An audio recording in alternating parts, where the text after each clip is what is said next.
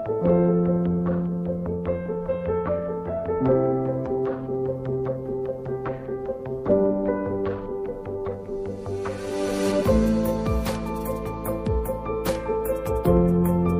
balam var, beş balama 5 bölme үй berdim. Жағдай жаман емес. Сол мекемеде жұмыс істейміз. Машинист погрузчик дейді.